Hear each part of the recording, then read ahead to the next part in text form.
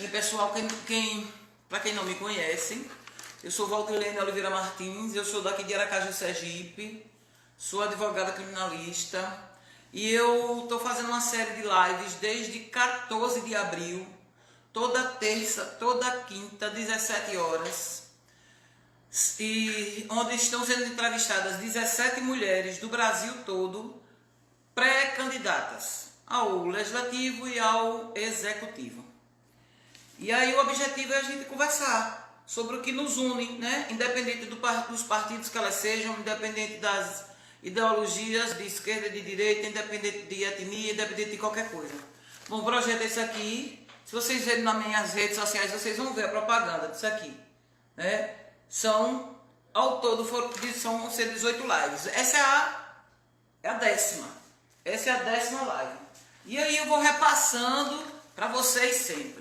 A primeira live foi dia 14 de abril, foi nela que eu conversei com a advogada doutora Ana Menezes, uma advogada de direito eleitoral, 20 anos, trabalhando com prestação de contas, uma mulher fantástica. E aí ela deu umas dicas naquele primeiro dia para participação política. Então na segunda live nós conversamos com Anice Gazaue de Foz do Iguaçu. Foi essa aqui a primeira entrevistada. Todas elas estão nas redes sociais. Você pode procurar, olha, Anice Gazaue de Foz do Iguaçu. Gazaue. Essa foi a segunda, Laina Crisóstomo, de Salvador, Bahia. Essa foi a terceira, Luciana Boité, do Rio de Janeiro. Essa foi a quarta, Tatiane Crisóstomo, daqui de Aquidauana, Sergipe. Essa foi a quinta, querida Renata de Castilho, de São Francisco do Sul, Santa Catarina. Vocês estão vendo o tour, né? Que a gente está fazendo, né? Pelo Brasil todo. Estou viajando mais do que se estivesse viajando mesmo de avião. A outra foi Darineide Barbosa, de Juazeiro do Norte, Ceará. Essa daqui é Cangaceira. A outra foi Márcia Dantas, de Frei Paulo, daqui de Sergipe. Todas elas já passaram aqui. E hoje, não, a outra foi terça-feira, né? Foi a querida Anaí Novaes. Anaí aqui, gente. Gente, Anaí foi terça-feira. Maravilhosa. Foi a única que eu consegui imprimir direito. Tentei imprimir hoje de novo, mas eu consigo nas próximas.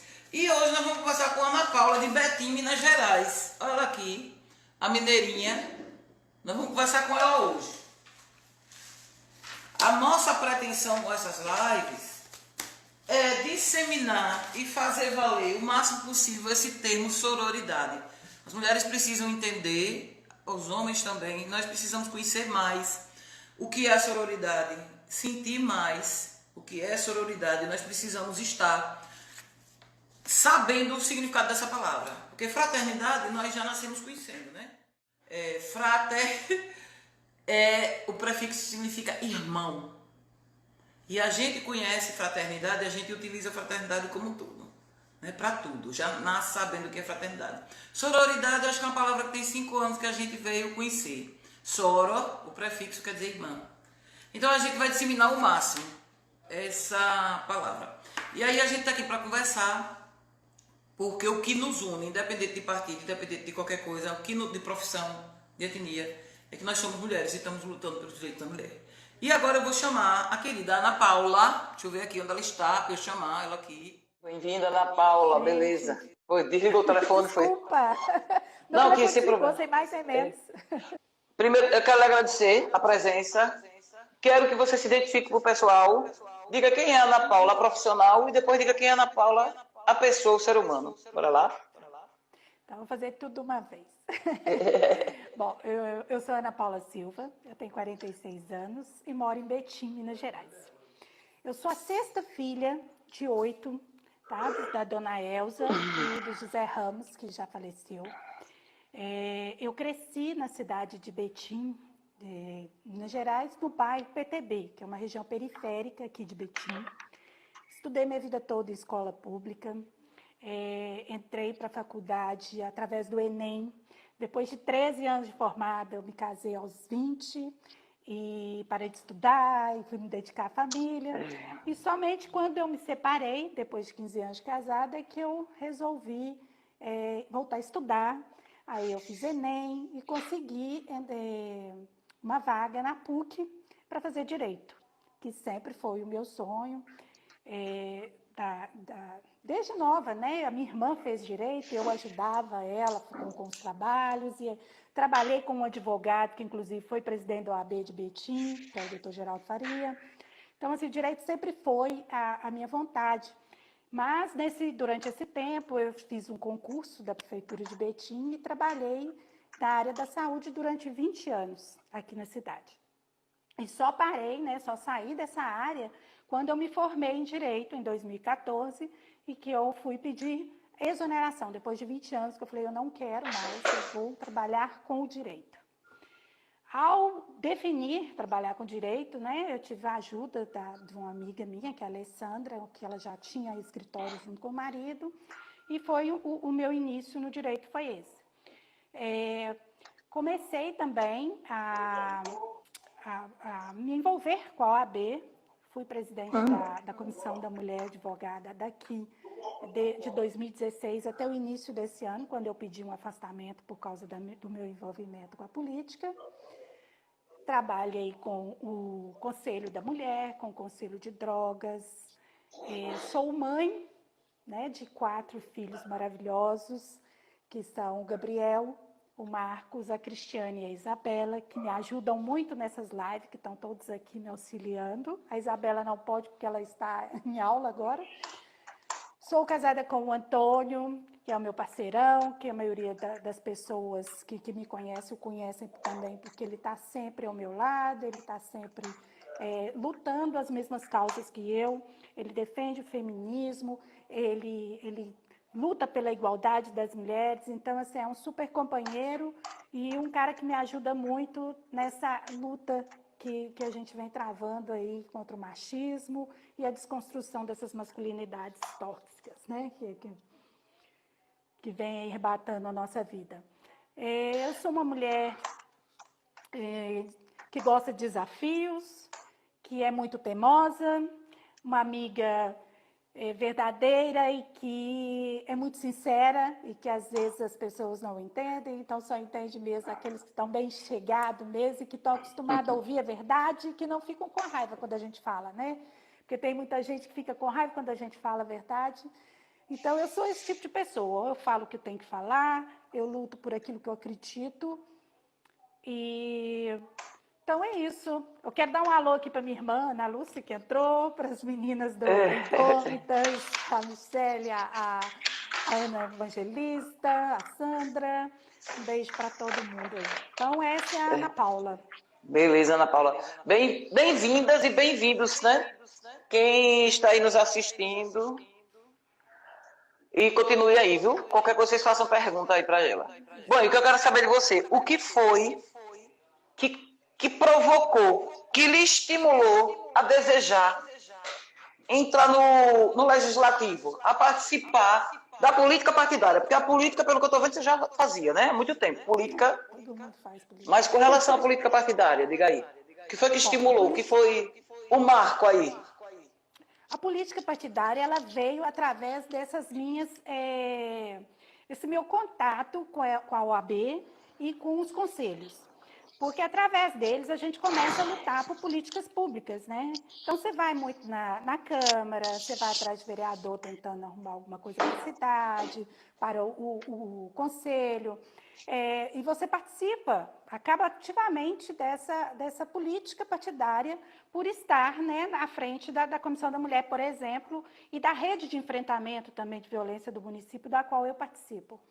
E, diante disso, eu comecei a entrar mais em contato. E me veio uma descrença muito grande, sabe, Valdilene? Sim. Porque a falta de vontade de fazer, a falta de interesse mesmo. E tentei, né, lutei bastante para tentar fazer algumas coisas diferentes, para tentar ajudar as mulheres em situação de violência do nosso município e de vulnerabilidade também, né, social. E não consegui. não consegui fazer nada. A verdade é essa. Só promessas e promessas e promessas e nada sair do papel. E diante disso, e desse meu descontentamento e dessa tristeza que eu fiquei, eu falei assim, eu tenho que fazer alguma coisa. E o que é? Então eu vou lá fazer. Eu vou parar de pedir e vou tentar fazer. E essa vontade minha de transformar, de fazer o diferente, me levou para a política. Eu comecei, eu resolvi fazer uma formação antes, porque o que eu vejo também na política é que tem muitas situações que você não está preparado, que você não entende, sabe? Você não entende como as coisas acontecem, e se você não está preparado, você vai acabar caindo numa armadilha, você fica refém. Às vezes, um político que já está há mais tempo, ele leva todos aqueles outros que não sabem nada com ele. E por falta de preparo mesmo. E às vezes até quem está te assessorando não sabe te assessorar, porque às vezes também não sabe, né? Então, eu resolvi me qualificar. O meu primeiro passo foi um processo seletivo que eu fiz a nível nacional pelo Instituto Por-D para Mulheres, lá de Curitiba, que é um instituto feminista e que ele faz formação política para mulheres.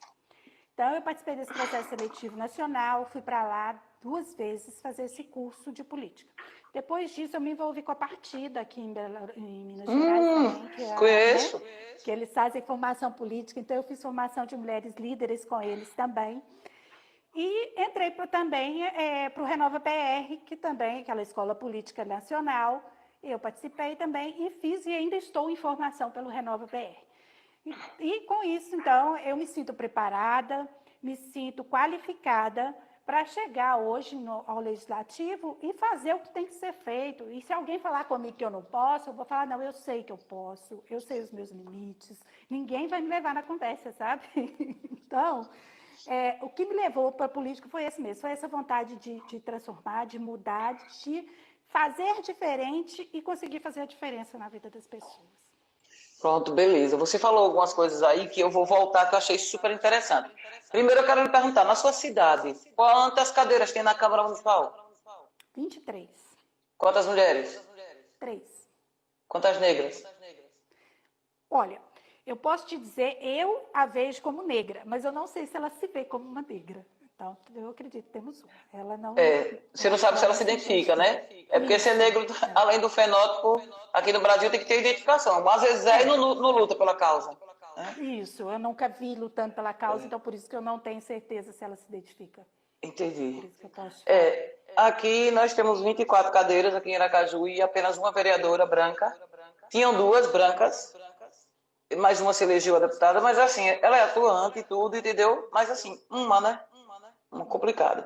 E aqui em Sergipe nós temos 75 municípios. Se não me engano, 13, são 13 ou 16, agora já fiquei em dúvida. Ana Menezes me disse e eu esqueci. Que não tem nenhuma mulher. Agora, a maior parte tem assim, 1, 2. 1, 2. Entendeu? Uma mulher, 2 mulheres. Uma mulher, 2 mulheres. E agora tem um município aqui, que toda vez eu falo nele, que é Nossa Senhora da Glória, que são 13 cadeiras, 6 mulheres. Ai, que lindo! Mulher não fala não. Olha, todo lugar que eu vou, toda vez eu só falo de Glória. Nossa Senhora da Glória. Nossa Senhora da Glória, eu só falo das meninas lá. Que lindo. Porque chega a gente se anima, né? Nossa, fica assim, é meu sonho esse. Pois é, então. E aí eu queria voltar a falar, toda live dessas eu falo, que existe 30% de cota de gênero para candidatura. 30% de cota de gênero, não é de mulher, gente. Gênero pode ser de homem também, um dia. Quem sabe, né? Quem sabe? Então, e outra coisa também que a gente aborda, que dessas mulheres que eu já entrevistei todas, 2 falaram nisso. Foi Renata de Castilho e professora Anaí também. Que essa cota, se eu não me engano, Luciana também falou. Essa cota de 30% de gênero não devia ser apenas para se candidatar. Deveria para assumir. Deveria ser para assumir. Né? Seria deveria o certo. ser. Eu acho que seria o certo, né? Para assumir. Forma, se existe para candidatura, por que não para assumir também elas não são usadas? Pois é, então assim, uma luta que a gente tem que pensar, sabe? A gente tem que começar. Tem uma colega nossa advogada, que eu estou conversando com ela sempre, ela é do Distrito Federal. E ela falando assim, Valdilene, vamos montar uma rede de apoio a mulheres, independente de quem sejam essas mulheres. A gente não... Mulheres, a gente vai apoiar mulheres para reforçar que da necessidade, né, de mulheres na política, de mulheres nas esferas de poder. É Solange Corrêa, do Distrito Federal. E ela disse, eu disse, é bem pensado. E a gente tem que fazer isso para estimular a participação. Porque assim, o que é que acontece com as mulheres? Como a maioria delas não tem apoio no âmbito privado, elas têm dificuldade para assumir responsabilidades no âmbito público. Com certeza. Né? Porque hoje, eu acho que se a gente pegar 100 mulheres e perguntar a elas, olha, tem uma vaga de emprego excelente para viajar para outro estado, para fora do país. Para você e seu marido, quem é que tem facilidade de arrumar as malas e ir embora?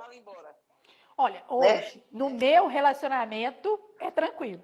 Né? Mas se fosse falar de um relacionamento que eu tinha antes, não, é. seria o homem. Né? Mas, e a olha, maioria dos relacionamentos seria o homem. A questão que eu estou falando é isso. Por exemplo, no meu relacionamento também não é assim, graças a Deus. Mas a nossa realidade não é a realidade da maioria. Né? Então, assim, infelizmente, os homens têm mais facilidade de assumir qualquer coisa no âmbito público para viajar, até as malas deles mulheres fazem. Né? Então, assim, é a realidade. É a realidade, infelizmente, essa é a realidade. Então, a gente precisa deixar, tem alguém dizendo aqui, mulheres invisíveis, justamente, a gente precisa deixar de ser invisíveis, porque a gente trabalha muito nos bastidores. Toda vez eu repito, às vezes quando eu falar em público, quando eu dou entrevista, eu digo, gente, eu fico assim, pensando que eu sou repetitiva, mas tem coisas que a gente tem que dizer, o óbvio a gente tem que repetir. Nós, mulheres, fazemos política da hora que acordamos, da hora que dormimos, só que a gente não percebe. Aí eu digo, vamos para as igrejas, independente de qual o direcionamento, vamos para as associações, vamos para os conselhos de classe, vamos para os sindicatos, vamos para os conselhos de direito. Tire as mulheres desses lugares e me diga o que fica em termos de estrutura e de organização. Não sobra nada. Nada. Não sobra nada. Só sobra os presidentes, que geralmente são homens. Justamente. Olha, até o poder judiciário, que as mulheres passam mais nos concursos. Né? Se você tiver uma categoria de 20 pessoas concursadas, tiver 3 homens, 17 mulheres, e tiver 3 cargos de chefia, os cargos de chefia são deles. Com certeza. Isso menos preparadas, né? Justo. Porque a gente estuda mais, isso já é, né, comprovado. Isso é comprovado que nós nos preparamos mais. Nós temos geralmente de regra, currículo, estrutura, vivência, e a gente é excluída, porque até inclusive a maternidade nos exclui. Né? É muito bonitinho a romantização da maternidade. Domingo foi Dia das Mães, aquela coisa maravilhosa que mãe... aquela coisa linda que todo mundo fala, mas a maternidade nos exclui dos espaços públicos e o ônus da reprodução humana ainda é só da mulher. Só nosso. É só nosso. Aí, então... causa certos problemas, né? Que a maternidade é linda, mas a gente tem que reconhecer que ela nos limita e nos traz muitos problemas e atrasos, né? Em relação à carreira. Por conta da estrutura patriarcal que nós temos hoje. Eu fiz um divórcio de determinada pessoa que ela tinha um salário bem maior do que o marido. E o marido ele teve a ousadia de pedir uma indenização dentro do processo, porque ele disse que ela passou naquele concurso porque ele ficou com a filha dele. A filha dele também. Tá entendendo? Aí ele disse que ele... obrigação. Não. Ele ficava com a criança para ela estudar. Ele fazia o favor, aqui é maravilhoso, né? E ela passou nesse concurso e tinha esse salário 10 vezes o dele, graças a ele que ficava com a criança para estudar. Ele pediu, ele teve a capacidade, além da meação, pois é, o que mesmo? Você acredita que ele pediu isso? Olha, vocês não sabem o que acontece dentro de um processo de família e dentro do processo da Maria da Penha. Vocês não sabem. Vocês não sabem, não tem mais... Dá para escrever um livro, fazer um filme de terror. Então, ele pediu essa indenização e narrou os momentos que ele podia estar descansando, que ele poderia sair com os amigos. Ele estava tomando conta, entendeu? Ele estava tomando conta da criança. E ele fala assim, porque mesmo que a criança não fosse dele, ele não fosse o pai, mas o fato da criança fazer parte da família, né? De estar ali todo mundo. Então, assim... É inacreditável como a noção de responsabilidade de dono de casa e de pai ainda é muito alheia à consciência dos homens no geral. Gente, quando eu falo assim, vou dizendo logo antes de passar a palavra para a Ana Paula, a gente não está falando mal dos homens, a gente não é contra os homens, a gente não quer tomar o lugar dos homens, a gente quer ocupar o lugar que é nosso por direito. E a gente sabe que nem todos os homens são iguais, né? Eu estou falando sobre os protótipos mal acabados, aqueles que estavam em construção e ficaram no meio do caminho. Eu não estou falando dos homens que se formaram e concluíram, né, o percurso todo para ser homens. Então, agora eu vou para a terceira pergunta, com relação a Deixa eu você. só fazer um comentáriozinho sobre Sim, essa fica sua à vontade. fala, que é o seguinte, que a gente também tem que ficar atenta, porque a maioria das mulheres, elas têm mania de dizer que os homens ajudam. Pronto. É isso, tem que acabar. Porque A nomenclatura, né? Eles não ajudam, eles fazem obrigação. Né? Onde uma casa onde vivem várias pessoas, todo mundo tem obrigação. Obrigação não é da mulher. Né? Então, assim, eu vou falar uma experiência minha aqui em casa, e agora com essa pandemia, né? Onde ficamos todos em casa durante um bom tempo. E eu tenho, né, 3 homens em casa, né, que é o marido e os 2 filhos, o Gabriel e o Márcio, e tem a Isabela, que é a mais nova. E o que a gente fez aqui? Obrigação é de todos, não é? Então, nós vamos dividir o serviço da casa para ninguém ficar sobrecarregado. Porque a gente não podia chamar, né, a ajudante, porque ela também tem que ficar em casa como a gente e se cuidar durante esse tempo. Então, assim, não existe ajuda, o trabalho é de todos, e ele deve ser dividido de todos aqueles que moram lá, em proporções iguais também, porque ninguém tem que fazer mais do que o outro. E é essa a mentalidade que a gente tem que mudar e que a gente precisa parar de falar que o homem ajuda. Né? E criar filhos achando que filho do homem também não tem que fazer nada. Foi uma maravilha você falar isso, está todo mundo elogiando aqui, excelente pontuação, porque assim... Rose falou aí agora que é uma questão cultural de educação. Rose, sem dúvida nenhuma, é uma questão histórica, é uma questão cultural, é milenar. Só que tem o viés do caráter.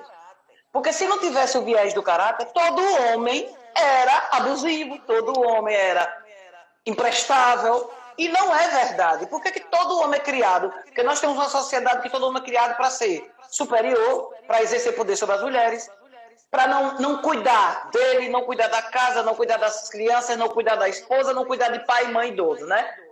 A gente cria os homens, o cuidado é retirado da socialização dos homens, certo? Então, se não existisse o recorte de caráter, todos os homens fariam a mesma coisa, porque não é assim. Eles não são assim, todos os homens não são iguais. Por que tem um parceiro que faz tudo, que cuida de filho, que cuida de pai e mãe, que eu conheço filhos que cuidam de mães idosas, né? Mas a gente não cria homem para cuidar de ninguém. Gente, saber cuidar de uma casa, afazeres domésticos, é uma questão de sobrevivência, né? Não é questão de ser homem ou de ser mulher. Tem outra coisa que eu esqueci de comentar também, que você falou muito bem, a falta de conhecimento do que é que uma vereadora faz, a falta de conhecimento do que é que uma prefeita faz. E a falta de conhecimento do povo do que é que pode cobrar. O eleitorado não sabe o que cobrar, ela não sabe o que fazer, aí fica só. Moção de aplauso para não sei quem, parabéns para não sei quem, reforma de praça, entendeu? E política pública nada. Então eu queria que você falasse sobre isso também. Isso, bem lembrado. O que eu vejo, né, é uma política muito assistencialista. O vereador está ali para poder dar ambulância, para poder dar cesta básica, para poder, sabe? Trocar serviços. Em vez de fazer uma política onde o povo não vai precisar ganhar uma cesta básica, onde o povo não vai precisar ganhar nada do vereador. Ele vai ter direitos e os direitos dele, além do que os deveres de cobrar. O vereador, ele tem que legislar e fiscalizar o executivo. E o que é o legislar? É criar políticas públicas, é cuidar do seu município. E outra coisa que a gente, né, vê e que é muito comum, eu acho que na maioria das cidades, é o vereador ter aquele localzinho dele ali, aquele bairrozinho. Então, assim, eu sou vereador de tal bairro. Isso. Então, é só eu que posso entrar aqui, qualquer coisa que for inaugurado, eu que vou estar, eu que consegui, e esquece que ele está ali para trabalhar para uma cidade. Né? O vereador, ele não é um vereador de bairro, ele é vereador da cidade. Então, ele tem que trabalhar por todos. E essa chega a ser uma pauta minha, né, que é o gabinete itinerante. O que seria o gabinete itinerante? Muito bom. É o vereador estar em todos os bairros. O vereador tem que estar na cidade. Bora falar na vereadora. Vamos falar no feminino. Bora falar no feminino, que é para colar mais vereadora. A vereadora. Eu tô tentando me... Não, eu tenho que me policiar também nessa Câmara parte, Municipal, né? eu gosto de falar Câmara Municipal. A Câmara não é dos vereadores, ela é municipal. E a gente vai falar das vereadoras. Vamos lá, continue, por favor, porque eu adorei essa ideia sua. A vereadora, ela tem que estar na cidade. Ela não tem que estar no bairro, né? Aquele bairro não é meu. Esses currais eleitorais é que leva muito a nossa política a ser essa mesmice, essa politicagem, essa troca de favores, né? Então, a proposta que eu venho hoje, né, para a minha cidade é bem isso, é mudar isso, é trazer o gabinete itinerante para estar em todos os bairros e cuidar da cidade como um todo. Sabe? É trazer um mandato popular mesmo. Eu quero um conselho popular, onde eu vou ter representantes, né, de todas as regiões, e esses representantes vão ser a voz daquele bairro dentro do mandato para ajudar a ter políticas públicas direcionadas para essas pessoas. E com isso também, uma coisa que eu acho importantíssima e que tem que ter na maioria das cidades, é o orçamento participativo.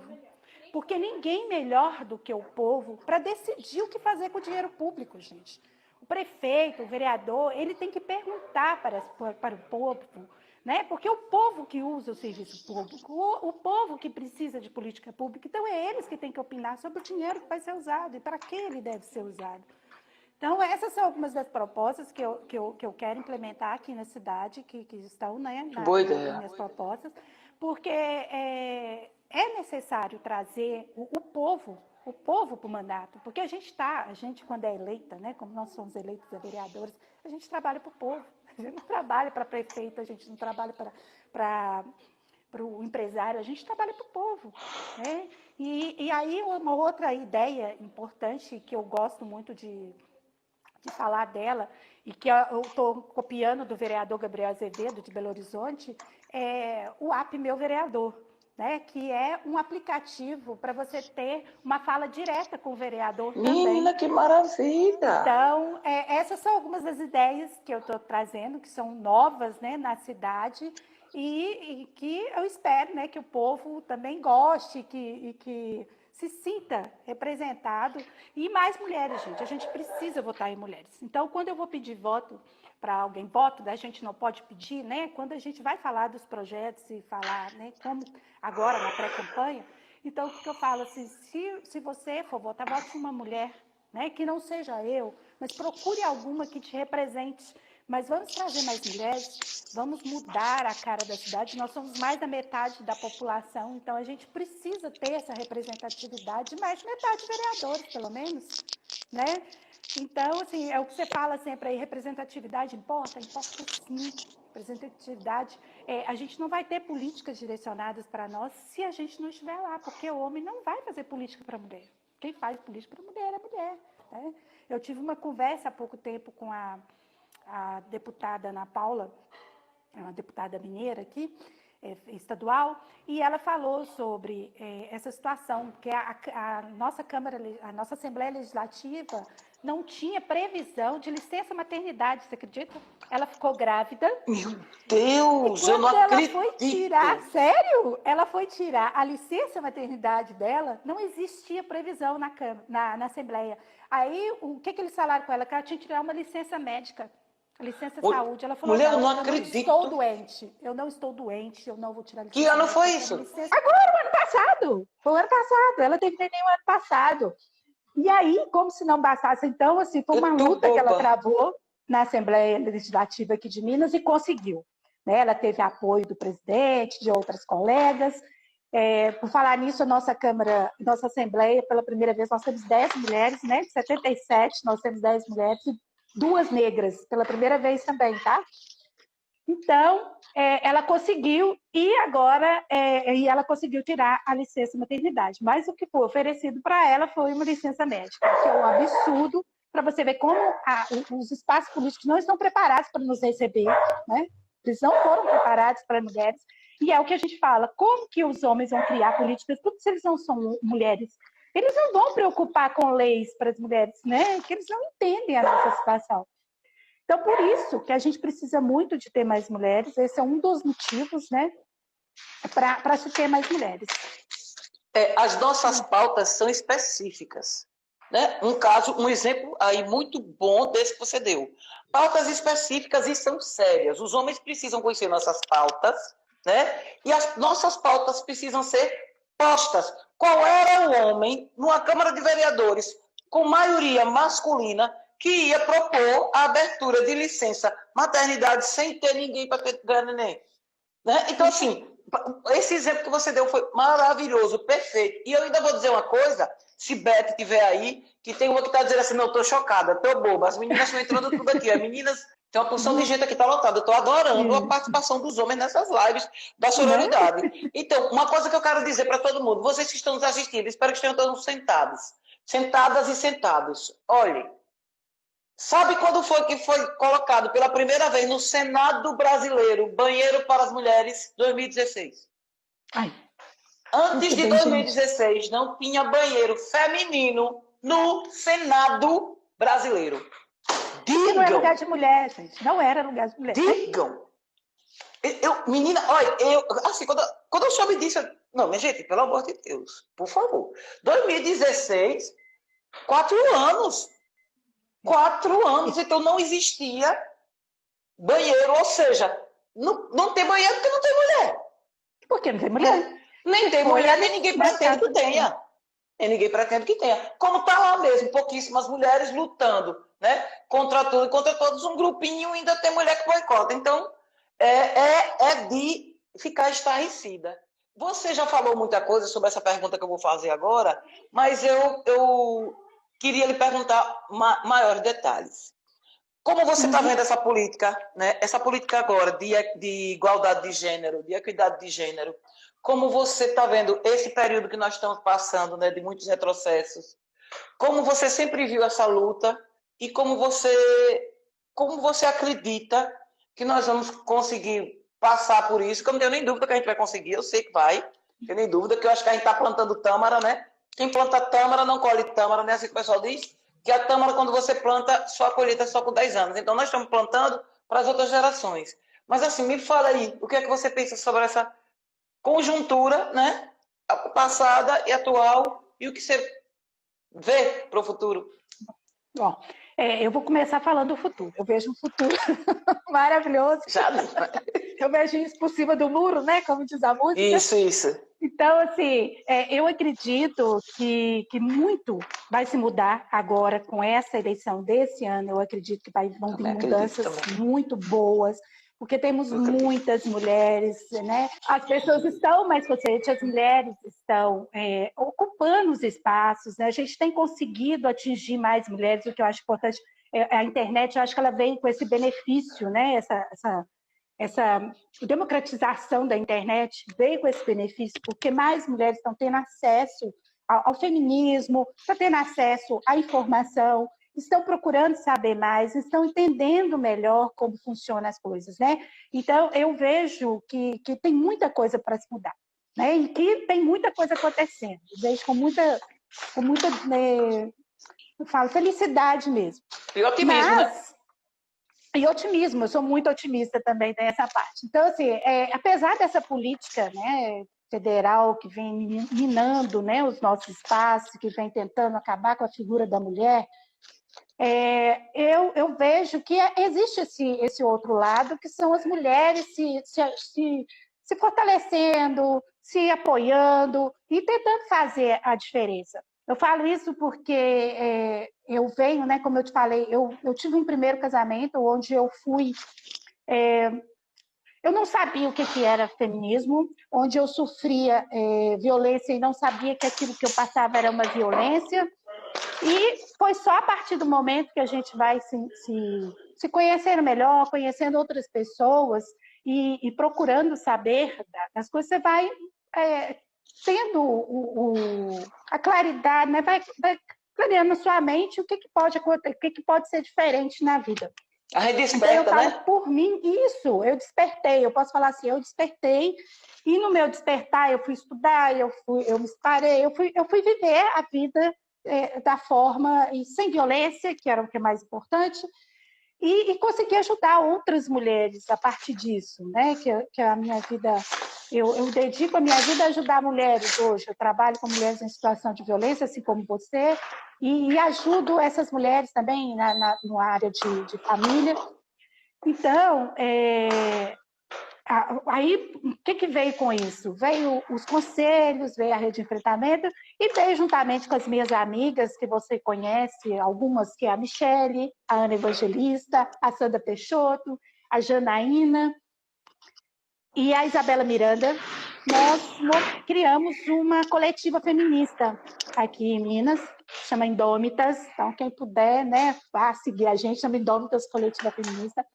E essa nossa coletiva, ela vem com esse propósito de igualdade de gênero, né?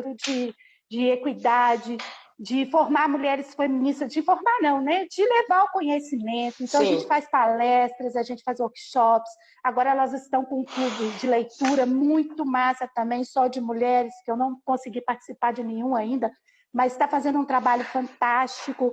Então, assim, eu acho que a informação e essas lutas que a gente vem travando, esse espaço aberto na internet, esse mês que você abriu aí, ó, 17 mulheres no Brasil inteiro, para poder falar de política, tudo isso é um espaço que a gente vai levando para outras pessoas. E com isso, vai tomando consciência, vai tomando volume, e a gente vai conseguir sim. Como Se Deus disse, quiser. eu espero menos tempo que as câmeras, né? Porque as câmeras são 100 anos. Eu quero isso para minha filha de 10 hoje. Então, e para minha outra filha de 18, eu quero um mundo melhor, eu quero transformação, e eu acredito que ela é possível através de tudo isso que a gente vem fazendo. Eu não tenho nem dúvida. Tudo aí que você falou, eu nem tenho dúvida, assim, sabe? Eu vejo esse período e a mesma analogia eu faço com as mulheres que eu trabalho. As mulheres que eu trabalho com violência doméstica, saindo da violência doméstica, eu faço a mesma analogia a esse período que a gente está passando da política aqui no Brasil, essa estrutura toda que o Brasil está vendo. A gente está num lugar que não está 100%. Aí tem o reboco não está legal, as paredes estão precisando consertar. Aí você diz, eu vou fazer uma reforma que não está legal mais para mim. E aí quando você vai fazer a reforma, desestrutura tudo, tira tudo do lugar, fica tudo cheio de poeira, fica uma bagunça, não é? Para depois você estar no lugar, nos trinques. Então, eu penso que nós estamos passando por isso no Brasil.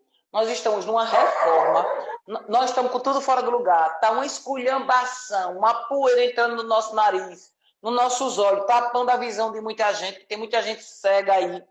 E para a gente ficar no lugar mais organizado depois da trovoada, depois da tempestade, eu acredito na calmaria. E precisa ter esses períodos de luta, porque a gente não pode se acostumar só com a paz. O pessoal pensa assim que paz é não ter problema. Não. Paz é você saber lidar com os problemas. Não é que não vai ter problema. Então, assim, quando as mulheres me procuram, que eu vou ajudá-las nesse sentido, né? Porque quem tem que saber o que tem que ser feito é elas. Né? Eu vou ajudar. Mas, assim, eu sempre digo, não pense que você vai prestar um boletim de ocorrência, que o cara vai sair de casa para ficar tudo maravilhoso, não. Né? Aí é onde está começando. Tem um filme que eu aproveito que estão as pessoas aí, que eu recomendo muito que as pessoas assistam. Tem vários filmes, mas esse é porque eu acho que ele assim, é um que você tem que assistir, você que não tem noção do que é violência doméstica. O nome dele é Dou-te Meus Olhos, ou Te Dou Meus Olhos. Ele é um filme espanhol, Dou-te Meus Olhos, ou Te Dou Meus Olhos. Ele é um filme espanhol, é de 2007, é um filme antigo. Você acha ele no YouTube. É um filme facílimo de baixar. Se eu não me engano, ele tem 1h20. É um filme assim, é um filme pequeno, dá para você assistir tranquilo. E ele narra uma história de violência doméstica. Uma história como a mulher se sente, o que ela passa quando ela vai prestar boletim de ocorrência, todo um processo do que acontece, da violência psicológica, de ela acreditar que ele vai melhorar, sabe? Dela ficar afastada de todo mundo porque acredita que ele melhora, das pessoas, sabe, dizer, mas ela tá porque quer, ou das pessoas tentarem ajudar, ou das pessoas dizerem, é assim mesmo, como a mãe dela diz, sabe? Então, assim, o filme é muito bom. Quando eu boto esse filme para ter esse debate, você vê muita gente saindo da sessão, muita gente não aguenta assistir, porque se reconhece, né? Ele não tem assim, gente, ele tem essa violência e tudo, mas ele não tem nada assim de violência de sangue, não. Ele é uma coisa que a gente vai ver porque é a realidade, né? Por isso que dói tanto. Então, o que acontece? E o fim do filme? O filme termina ela indo embora, deixando ele mesmo, entendeu? Ela deixando ele, deixando o relacionamento. Aí eu estava dizendo, gente, quando eu vejo o fim desse filme, eu penso, aí é que começa, dá para ter o 2. Dá para ter Doute Meus Olhos 2. Porque aí... porque assim, porque quando a mulher deixa o homem abusivo, que ela sai, que ela decide, porque tem várias fases, né? Ela se sente mal no relacionamento, ela vai sofrendo, mas fica fazendo o que ele quer para não dar problema. Ele não quer que ela saia com fulano, ela deixa de sair. Ele não quer que ela trabalhe, ela não trabalha.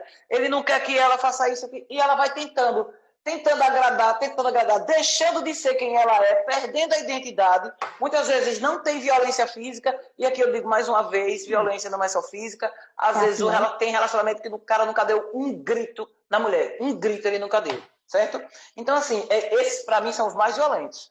Né? Os que não chegam a bater. Deixa marcas impossíveis. Né? Isso. Então, assim, o que acontece? E aí, quando a mulher sai desse relacionamento, quando ela sai mesmo, que ela decide, que eu estava falando, ela vê que não está sentindo, tá assim, aquela angústia e tudo, que tem alguma coisa errada, mas vai melhorar, a culpa é minha.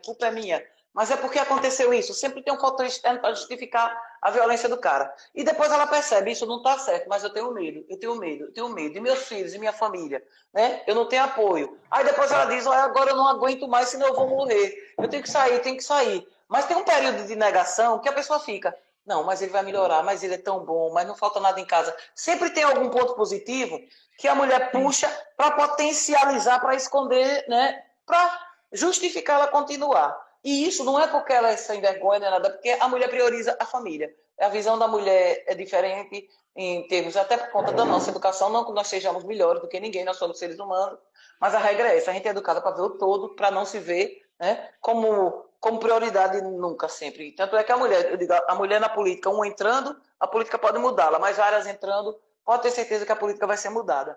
E aí o que acontece? Quando ela decide que ela sai do relacionamento abusivo, aí é que vem os problemas. Porque aí é que vem a violência patrimonial, aí é que vem a violência psicológica, muitos deles fazem. Eles saem do âmbito criminal e vão para o âmbito civil fazer violência lá, né? Quem atua bem sabe. Então, assim... Na família. Eu sempre digo que essas mulheres precisam de tudo. Apoio, colaboração, compreensão, né? Família, ação efetiva do Estado. Se tem uma coisa que elas não precisam, é de julgamento. E aí nós temos agora 7 minutos, e eu quero que você encerre falando esses 7 minutos à vontade, de tudo que você pretende, apesar de que eu já estou aqui, eu estou anotando tudo quando eu entrevisto as mulheres, está anotando tudo! E eu agradeço mais uma vez por você ter vindo conversar com a gente, foi muito enriquecedor, parabéns, todas essas mulheres para mim, elas já se... que eu sempre falo no encorajamento, já se encorajaram, já são vencedoras, e o processo que você está fazendo, esse percurso, já é um ensinamento. Parabéns, e agora eu quero que você feche. Muito obrigado por tudo, por estar aqui, pelas dicas, e pessoal também, muito obrigado, e agora eu quero que você feche aí. Tá certo.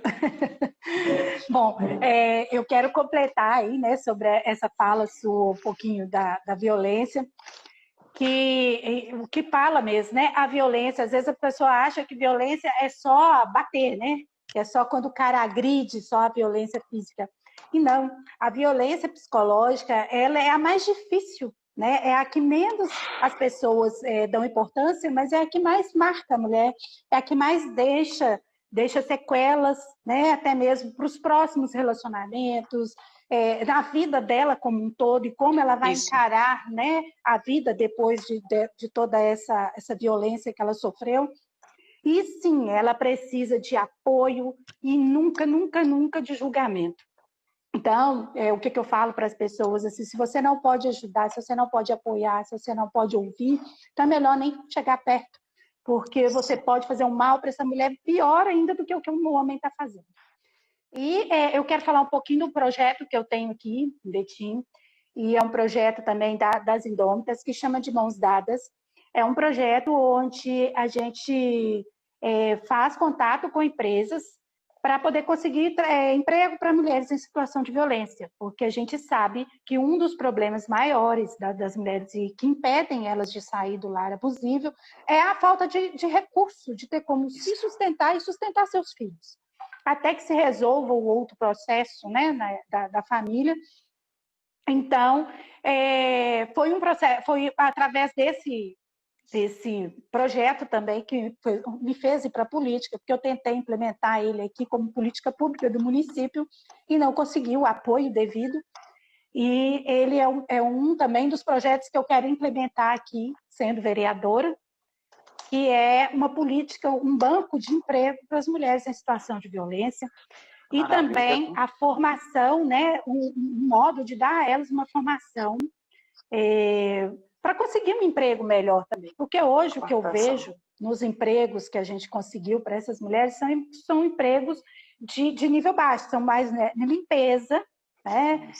Porque elas não têm o estudo, são mulheres que se renegaram, né? Não tiveram a oportunidade de estudar, porque a grande parcela dessas mulheres que sofrem violência também são mulheres negras e periféricas, né? Um recorte que a gente não pode, né, esquecer, e que elas também não tiveram tanto acesso a estudo e aos privilégios brancos, né, que a gente está acostumado a ter. Então, eu quero também, uma coisa que eu quero implementar aqui é formação para essas mulheres, apresentar formação, estudo, né, de estudo mesmo, de ensino normal, e qualificação, sabe? Qualificação para que elas possam conseguir entrar numa faculdade, que possam conseguir um emprego melhor mesmo. Então, esses também são projetos que eu quero implementar na cidade. Mas você falou uma frase aí que eu tinha separado aqui para me falar. Foi bom. Quando uma mulher entra na política, muda a mulher. Mas quando várias mulheres entram na política, muda a política. Eu acredito assim fortemente nessa frase, porque o que eu vejo aqui, né, em Minas Gerais, que a partir do momento que a gente conseguiu, olha, a gente de 77 a gente ter 10 mulheres já tem feito uma diferença enorme no nosso estado.